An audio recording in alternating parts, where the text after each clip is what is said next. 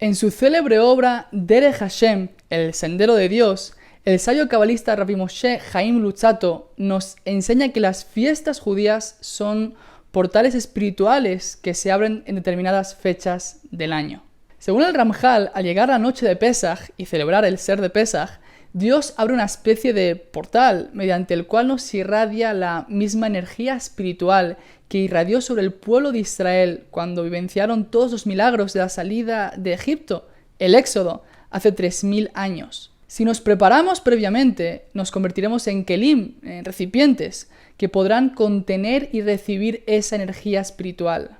Pero por el contrario, si no realizamos ese trabajo previo, llegará el Hag, la festividad. La divinidad irradiará esa energía espiritual y no habrá ningún recipiente que la pueda recibir y por lo tanto no sufriremos ninguna transformación significativa. Por lo tanto, sabiendo esta información, podemos preguntarnos, ¿qué idea, qué mensaje puede servirnos para prepararnos ante la llegada de Pesaj?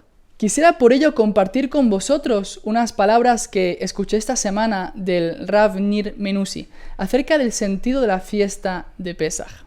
Bien, existe un versículo en Eclesiastés, Coelet en hebreo, escrito por el rey Salomón, en el capítulo 9, versículo 8, que dice así: Bechol et yu begadeja levanim veshemen al roshcha al texar, que en todo momento sean blancos tus vestidos y que no falte nunca aceite en tus cabellos. ¿Qué es todo esto del aceite sobre la cabeza?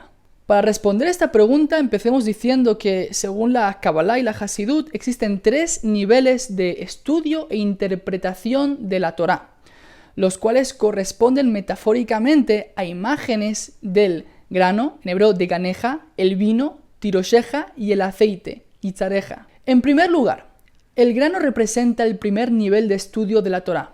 Por poner un ejemplo, cuando estudiamos la Halajá, la ley judía, la Gemara, la Mishnah, en hebreo se denomina todo esto nigle, que quiere decir lo revelado. Siguiendo la metáfora de la imagen del grano, a partir de este se obtiene el pan, siendo el pan el alimento principal de toda dieta, dado que es el pan el que nos da sustento. Análogamente, el estudio de la ley judía nos da el sustento espiritual más básico y elemental. En el siguiente nivel encontramos el vino, tirosheja en hebreo. El vino representa la Kabbalah, el estudio oculto de la Torá, Torat Hasot, en contraposición al estudio de Torat Hanigle, estudio revelado de la Torá. Por último, tenemos el aceite, el más elevado de los 3 elementos según nuestra analogía, el cual hace referencia a Razin de Razin, los secretos de los secretos. Para entender mejor este concepto, podemos observar cómo el aceite posee 2 propiedades. Primero, el aceite flota cuando lo viertes en cualquier tipo de líquido, incluso en el vino. Y la metáfora es que respecto a los secretos de la Torá, que representan el vino, existen los secretos que son los más elevados y profundos, representados por el aceite. Por otro lado, podemos comparar el nivel más alto de la Torá, ejemplificado metafóricamente por el aceite, en relación al nivel más simple de Torá, caracterizado por el pan.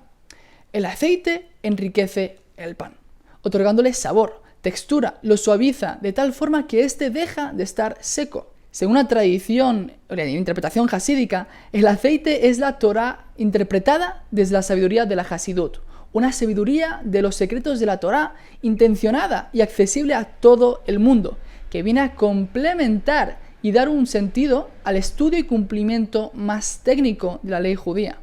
Así que resumiendo, tenemos 3 niveles de interpretación de la Torá, representados metafóricamente por los 3 alimentos que rogamos cada día que Dios nos bendiga. El grano, estudio revelado de la Torá; el vino, estudio de los misterios de la Torá; y el aceite, estudio de los misterios integrados en un estudio y cumplimiento más simple. Después de esta breve descripción de los distintos niveles de estudio de la Torá, regresemos al versículo de Eclesiastés, aquel que nos ocupa, y preguntémonos, ¿cuál es el sentido profundo de la parte del versículo que nos exhorta que nunca cese de haber aceite en nuestras cabezas? La interpretación hasídica es que tu servicio divino, tu avodat Hashem en hebreo, debe ir siempre más allá de tu intelecto, la cabeza, y por encima de eso aspirar siempre a alcanzar, en la medida de lo posible, el aspecto oculto de la Torá, representado por la imagen del aceite. En todo momento debemos andar con un sentimiento de fascinación respecto a los secretos de la Torá, respecto a la espiritualidad. ¿Y cómo se relaciona todo esto con la fiesta de Pesaj? Bien, existe una enseñanza famosa que dice que Egipto representa en realidad los límites interiores que nos impiden revelar nuestra verdadera esencia. Esto se aprende dado que el término hebreo para denominar Egipto es Mitzrayim, el cual comparte raíz con el término Meitzarim, que quiere decir límites en hebreo. Este es el Mitzrayim del lado de la impureza. Pues bien, el fundador de la línea hasídica de Chabad Lubavitch, Rabbi Shneur Zalman de Liadi, innovó un concepto llamado Mitzrayim de K'tushá, el Mitzrayim de la santidad. Es decir, así como existe un Mitzrayim de la Klipá, un Egipto impuro que representa los límites negativos, asimismo existe un Mitzrayim de la K'tushá, un Egipto sagrado que representa los límites constructivos. Pero más en detalle, ¿qué representa el Egipto sagrado? El Egipto de la santidad, según Rabbi Shneur Zalman de Liadi, es caracterizado por los límites positivos, siendo estos los preceptos codificados en el cuerpo de la ley judía, lo que en hebreo se conoce como la halajá. Ahora bien, es importante enfatizar que este Egipto sagrado, estas limitaciones encarnadas en la forma de preceptos son positivas, porque lejos de limitar nuestra expresión de nuestra verdadera esencia, así como hace el Egipto de la impureza, por el contrario, la revelan mediante la ejecución de los preceptos positivos, a la vez que limitan expresamente la expresión de aquellos aspectos de nuestra personalidad que nos pueden enajenar de nosotros mismos, mediante la prohibición de determinadas acciones. Eso es el Egipto de la santidad. Pero aquí es donde llega la idea revolucionaria del líder y fundador de Chabad. El concepto del éxodo interior, esa idea de que todos debemos salir de nuestro Egipto interior, de nuestras limitaciones, aplica no solo al Egipto de la Klipá, al impuro, sino también al Egipto de la Kedushá, el Egipto sagrado. Pero, ¿qué quiere decir salir del Egipto sagrado? De las limitaciones encarnadas en la ley judía, de las mitzvot, los preceptos. Pues que asimismo el Egipto sagrado, en el cumplimiento de la Torá, existe un aspecto negativo del cual hemos de liberarnos por completo. Me explico. Una patología social recurrente en la comunidad ortodoxa es que existe una tendencia a instalarse en un servicio espiritual pobre, definido prácticamente en su totalidad por el elemento de la ley, pero desprovisto del elemento de la espiritualidad. Un servicio divino muy técnico, sin la vitalidad y el sentido profundo de las leyes. Y no nos equivoquemos, las leyes y los preceptos de la Torá poseen una profundidad abismal. De hecho, la Kabbalah se encarga de indagar en los misterios de los preceptos. El problema está cuando nos conformamos en cumplir ciega y técnicamente los preceptos sin siquiera aspirar a entender cuáles son los misterios y cuáles son los secretos que sustentan dichas leyes. Los preceptos son los actos más espirituales que existen, pero si nos conformamos con cumplirlos únicamente a un nivel técnico, nunca podremos acceder al aspecto más profundo que poseen. Dicho de otra forma, el problema no está en cumplir preceptos y la halajá, la ley judía, sino en hacerlo de una forma meramente técnica y superficial. Y en eso consiste salir de Egipto sagrado. Aspirar a tener un servicio divino, una Avodat Hashem llena de profundidad, espiritualidad y sentido, y alejarnos de un cumplimiento rutinario y seco de la Torá. Si la ley se transforma en un límite de tu desarrollo espiritual, no te permite avanzar, y eso te indica que no la estás cumpliendo de una forma sana, sino de una forma patológica. Y ya que estamos, permitidme algo más. Si la ley judía se transforma en un arma que esgrimimos para discriminar a los demás, para justificar nuestro odio hacia quienes no piensan como nosotros, o para aislarnos y separarnos de los que hasta este momento han sido nuestros seres queridos, tenemos que salir de todo eso y pronto. Eso ya no es Torá, sino simplemente un defecto y una patología que habremos transformado en una ideología. ¿Y cómo se relaciona todo esto que estamos hablando concretamente con la noche del Seder, la cena ritual que se hace y que se celebra en la noche de Pesaj. Pues bien, es interesante remarcar que el término hebreo Seder quiere decir literalmente orden. Es así como vemos que a lo largo de la noche del Seder el número 4 ocupa un lugar central. Tenemos las 4 preguntas de los niños, los 4 tipos de hijos, las 4 copas de vino y los 4 lenguajes de salvación. 4 cuartetos, la expresión máxima del número 4. El 4 puede hacer referencia a sí mismo al orden, así como las 4 esquinas de la figura geométrica de un cuadrado.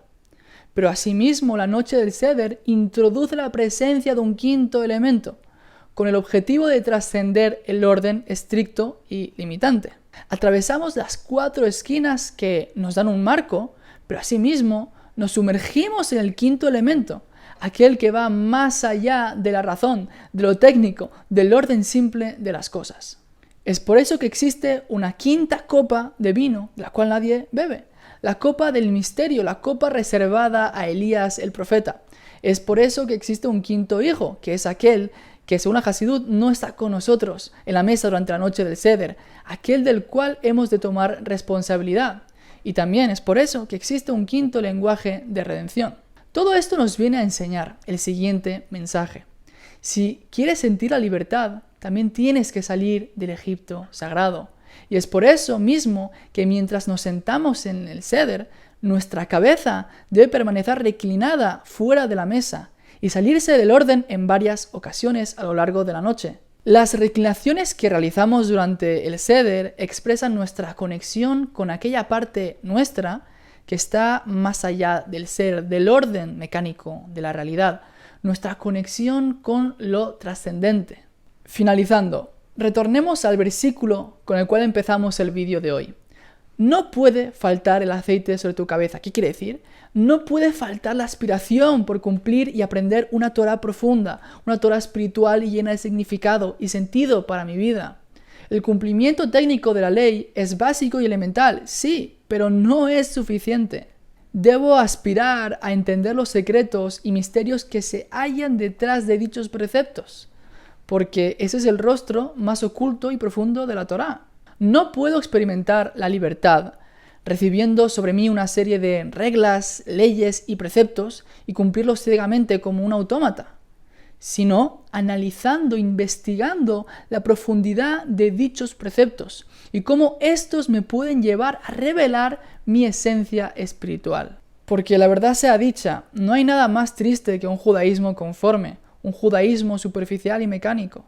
Es por ello que constantemente debemos salir de Egipto, incluso del Egipto sagrado, entendido como aquella cosmovisión que no te permite ver en las leyes de la Torá más que reglas técnicas a cumplir desprovistas de toda profundidad.